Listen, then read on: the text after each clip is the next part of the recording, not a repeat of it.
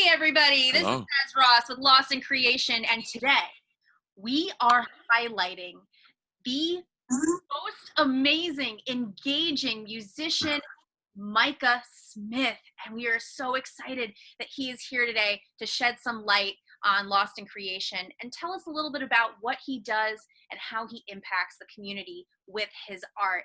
Hey Micah, what's going on, man? I'm well. I'm great. Thanks for having me. We're so I'm excited.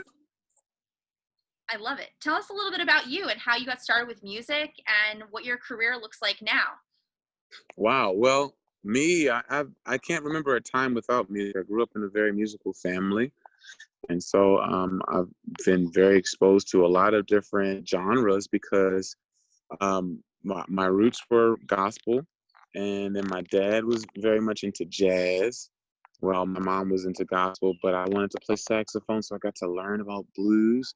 And I spent a lot of time in my childhood just, being curious as a child, and just exploring instruments. And so it just grew, and it grew in me and grew on me. And I took all of my learnings and practices to Morgan State University. I actually went to Morgan and studied under Nathan Carter for some time. And then, of course, did a few international tours here and there, just jazz, R&B, soul, and a few gospel as well, just because I like all the music. But I knew, and for some time, because I've been teaching actually since I was very young in the church, teaching like Sunday school and choirs and things of that nature. And so I've just spent a lot of my time investing it in, teaching people music and learning myself. Learning from them, and we teach each other.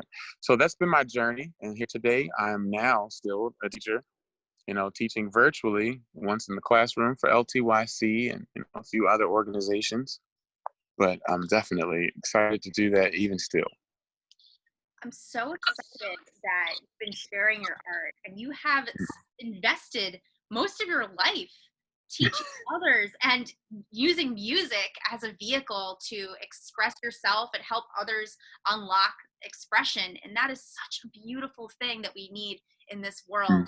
So really quick, because you're teaching strategies and styles just from looking at your Instagram, which is on fire, by the way. We're gonna have in just a second.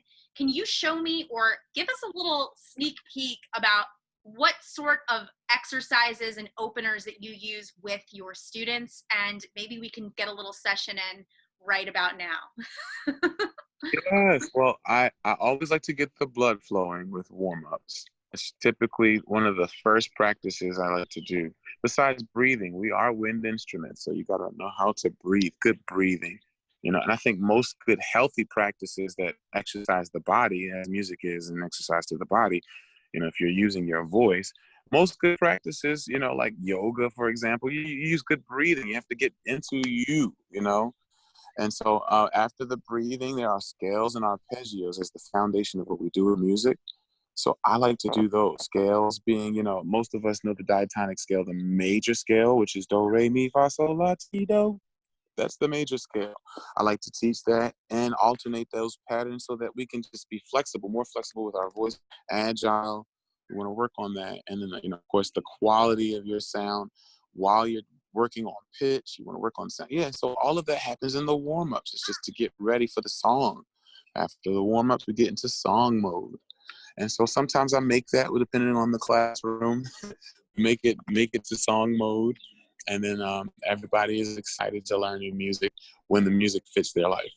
So I try to find what's relevant, if that makes sense. Can you do the lip thing? How do you do the lip thing? Show me. Which one? Anyone.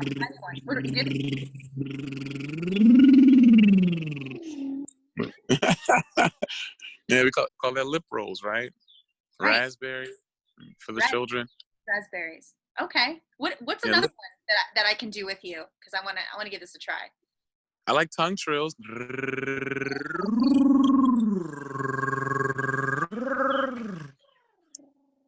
Yeah, I like these kind of exercises to take the pressure off of vocal cords and just focus on the sound and also just warming up the voice.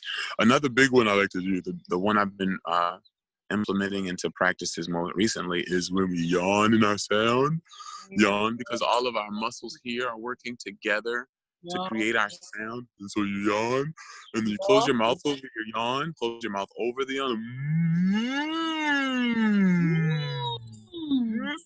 Yeah, a good 30 seconds to a minute of that practice helps your voice so that you don't have to work as hard to even speak or sing. I'm feeling it, like even in that little second that I did, I feel like I'm able to, expand and, use more parts of my voice, because it's like it's a muscle, that Yeah. I'm working there.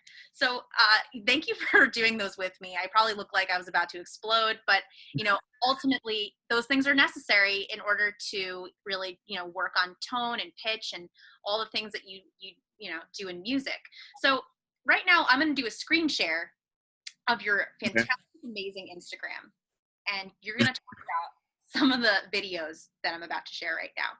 So I'm going to screen share, and we're going to go to Micah Land. For all you people looking at this right now, you have to look at Micah Land, because the exercises are so engaging for you, your kids, anyone trying to learn music. So the first one I'm going to open up is one that we've talked about already with Micah and I. We had a little session here looking at these amazing videos, and I'm going to see if I can press play here so we can get a little action going.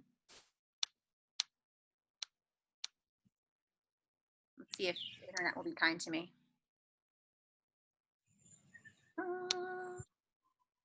Let's see. We'll check out the next one if this one isn't gonna. Here we go. Yay.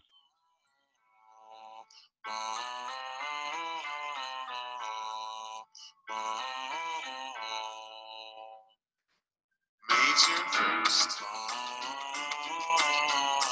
That's major. And now minor.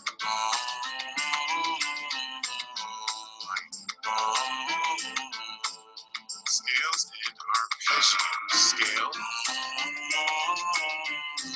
Arpeggio. Scale. Arpeggio. Major and minor. Major. Arpeggio. Minor. Arpeggio. This is so. I'm like dancing to this. Yeah. So tell me a little bit about how you make these videos. I used to typically start with piano, as our voices need to match an instrument. I like to stay in tune.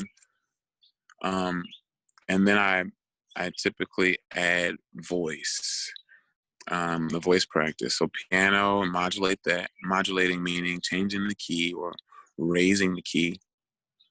And then I leave that practice and add drums. So from piano to voice to rhythm. And I mean, piano's technically rhythm, but I definitely like the beats. It makes it more fun. It makes it a little more interesting, maybe engaging for young people.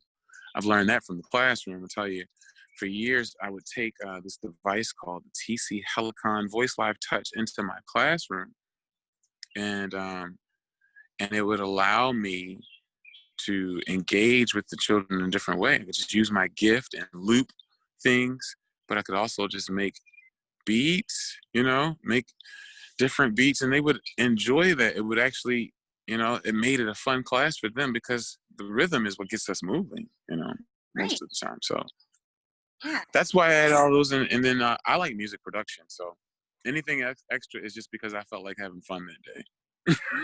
Hey, that was incredible. If anything, I think that, your ability to, reach children and have it be engaging for them and have them want to participate is something that all teachers are just, on the edge of their seats trying to find ways to be successful at. So in this case, you've done that, you've achieved that. And, your Instagram is just filled and jam-packed with different tools and resources for students for parents, for people that want to just learn a little bit more about music. So we're definitely going to be putting that information in at the end of the video. So this is where we kind of segment into how you've impacted the community. So can you tell us about one of your favorite projects or performances that you've done in your community? Wow. Well, there's so much in that I just don't know where to begin. I sing just about anywhere when it's possible. I also work with a lot of different church organizations. So I'll be doing a lot of that this summer, even, just preparing to work with youth that are still looking to, just, find their way into something that makes sense for their life. Because, a lot of people who actually are musical today, had to be introduced to it in a way that would not have come about in their life if they had just stayed where they were. So I try to, make myself available at Douglas Memorial. I've been there for a little under a year, and LTYC as well, working with the mixed church. We try to reach out to the homeless community. If this is what you're talking in regards, I just want to. Absolutely. And so it's really just however we can meet the need. I try to serve. That's kind of like the life lesson I've been taught. Now, with people being inside, I know it's getting nicer out and people are, just want to break free. But at the same time, you mentioned how music can be just like how do I say this? A way of finding yourself in a space or place where you might feel lost.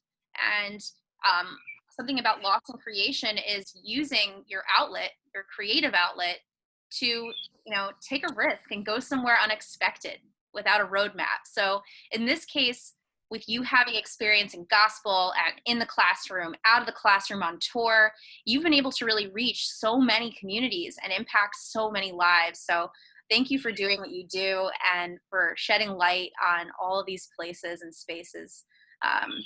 Is there anything else you want to tell before we end the viewers? Anything about you or any projects that you're working on or what we should look out for? Yeah, I'm actually looking to release a new project in August. I just released something for the Easter season. It was called In Him I Trust. It's an a cappella project. I released a single last month, and like I said, an album in August. Also, just trying to reach out. If you know anybody looking for a vocal coach, that's what I love to do. I have a lesson or two every day in the evening. And so I'd love to. I've been doing virtual coaching. I've also, I have a studio space on the west side. So it's made it a pretty, easy for me to just, do online teaching, especially that space. Where do you teach online?